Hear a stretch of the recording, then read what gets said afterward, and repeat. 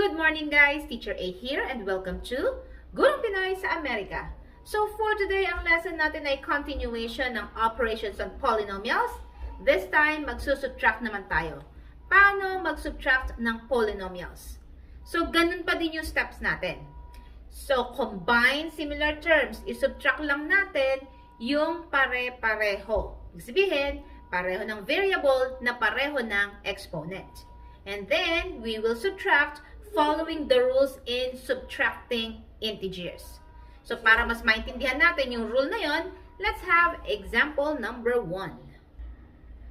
So, number 1, we have negative 36n minus 17n. So, pareho silang n, therefore, pwede silang i-combine. Now, ano naman yung rule sa pagsusubtract? So, sa pagsusubtract, copy yung first na term natin, the 36n negative. And then yung minus, magiging plus. Okay? And then, this is positive 17 kasi nga operation na to. Magiging negative 17n. Yan. So, ulitin natin ha. Copy the first term. Yung minus magiging plus. Then, get the opposite of the second term. Positive 17, magiging negative 17. Okay? And then add, following the rules in adding integers, na kapag pareho ng sign, i-add. Magkaiba, ima-minus. Okay? So, since pareho ng sign, parehong negative, add natin. 36 plus 17 ay 53. Both negative, so kopyahin yung common sign na negative, and then kopyahin yung common na variable na n. So, therefore, ang sagot natin ay negative 53n. Okay? Next, number 2. So, number 2, we have 13c squared d squared minus 15c squared d squared. So, pareho ng variables na pareho ng exponents. So, therefore, pwedeng i-combine. So, check natin yung rules again. Kopyahin ang unang term, 13c squared d squared. Yung minus magiging plus. Yung 15c squared d squared magiging negative. And then, add following the rules in adding integers. Magkaiba ng sign. So, isusubtract. 15 minus 13, that is 2. Mas malaki si 15 kaysa kay 13. Si 15 ay negative. So, therefore, this is negative 2. And then, copyahin natin yung c squared d squared. Tuntua ang baby ko.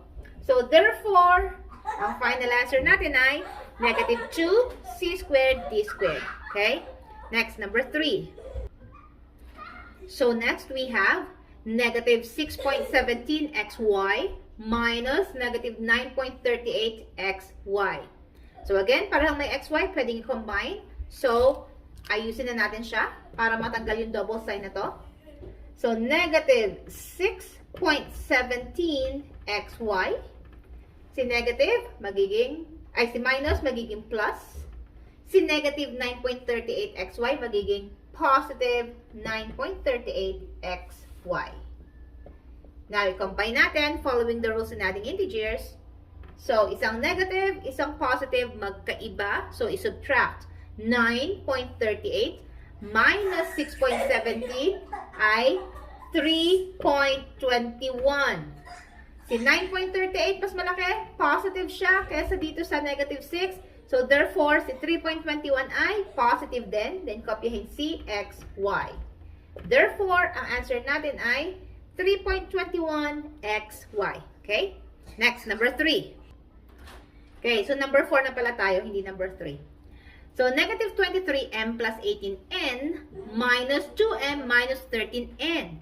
So, ang given natin ngayon ay mga binomials. So, again, two methods. Pwedeng pa-horizontal, pwedeng vertical. Okay? Horizontal muna tayo.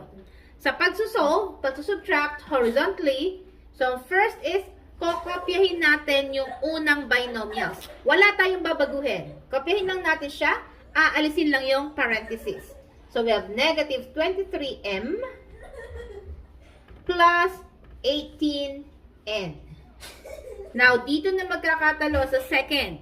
Kasi, yung negative sign sa labas, i-distribute natin siya sa mga signs na nasa loob. Kapag sinabing i-distribute, i-multiply para hindi tayo magkaroon ng double sign. So, negative times positive, magkaiba. So, the answer is negative. And then, kopyahin si 2m. And then, negative times negative, pareho, magiging positive. And then, 13n. Okay? So, yan. Wala na tayong mga parentheses. This time, combine similar terms. Yung parehong m at saka yung parehong n. So, paano ba yun? Negative 23 minus 2, parehong negative, i-add. 23 plus 2 ay 25. Both negative, so negative ang sagot. And then, kopyahin si m. Next, yung dalawang n naman. 18 plus 13, parehong positive, so i-add lang sila. 18 plus 13 ay 31. Both positive, so positive 31. And then, kopyahin si n. So, therefore, ang sagot natin ay negative 25m plus 31n. This time, itry natin siyang isolve ng in column, vertical. So, kopyahin natin yung first na binomial. We have 23m negative plus 18n. Next, kopyahin yung pangalawang binomial. Itatapat yung similar terms. So, 2m, under siya ni 23m, of course. Si minus 13n, under ni 18. So, again, this is subtraction. Now, in subtracting, vertically, anong gagawin? Si minus, magiging plus. And then, lahat ng signs sa ilalim, kukunin yung opposite. Si positive 2, magiging negative. Si negative 13, magiging positive. Okay? And then, i-add natin sila following the rules in adding integers. Pag pareho, add, kopyahin ang common sign. Magkaiba, minus, kopyahin ang sign ng mas malaki. Okay? So, negative 23 plus negative 2, pareho, add, that's negative 25m. Second column, 18 plus positive 13. Parehong positive, add ulit. That's positive 31n. Did we get the same answer? Yes. So, therefore, tama yung sagot natin. Okay? Last example. Okay, number 5. Ang given naman natin ay trinomial and polynomial. So, we have here 13x to the fourth, minus 5x minus 18 minus 8x to the fourth minus 9x cubed plus 2x minus 11. So again, dalawang methods ang gagawin natin para alam nyo kung ano yung mas madali para sa inyo at yun ang gagamitin nyo kung ano mang meron kayo like test, homework, or whatever. Okay? So, horizontally, pahalang. First step, kopyahin yung first na polynomial, aalisin lang yung parentheses. So, we have 13x to the fourth minus 5x minus 18.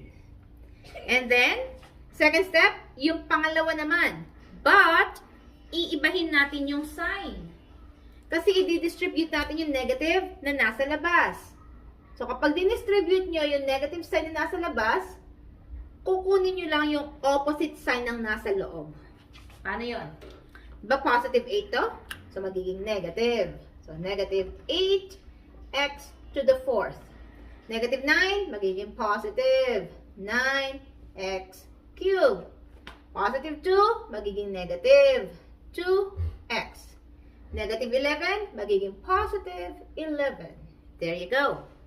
Next, combine similar terms. And make sure na kapag kinombine natin yung mga similar terms, mag-start tayo sa highest exponent pababa sa constant term. Okay? So, meron tayong x to the fourth dito. May x to the fourth doon. Susunod sa fourth ay cube. Walang may cube dito. So, solo to. And then, yung may squared. Parehong walang squared. Next, yung may x lang. Lagyan ko ng tatlong guhit para makita na silang pareho. 2, 3. And then yung constant, yung walang variable, walang letter, bibilugan ka na lang. Yan. There you go. Now, let's combine similar terms. 13 minus 8. So, 13 minus 8 ay 5. And then, kopyahin si x to the 4th. Next, you may x cube. Kasi, pagkatapos ng 4 is 3. Wala siyang kapareho. So, kopyahin lang siya. Plus 9x cube. Next, you may squared. Wala. So, you may x lang. Negative 5 minus 2. Both negative. I-add. 5 plus 2 is 7. So, since para silang negative, the answer is negative 7 then. X. And then, yung constant. Isang negative 18, isang positive 11, magkaiba, isubtract. 18 minus 11 ay 7. Mas mataas si 18, negative siya. So, negative din ang sagot. Negative 7. So, therefore, this is our answer. Okay? Next, paano naman kapag sinolve siya ng patayo? So, first step, kopyahin natin yung unang given. 13x to the 4th. Since may cube yung pangalawa, mag-leave tayo ng space para sa cube. And then, minus 5x minus 18. Okay? Nag-leave ako ng space kasi merong 3 yung pangalawa. Minus 8x to the 4th. Itapat kay x to the 4th din. Then, minus 9x cube. Ilagay natin siya dun sa may space. 9x cube. And then, plus 2x, katapat ni 5x. And then, minus 11, katapat ni 18. Next step, ibahin ang sign ng nasa ilalim, ibahin din yung operation. So, si minus, magiging plus. Si positive 8, magiging negative.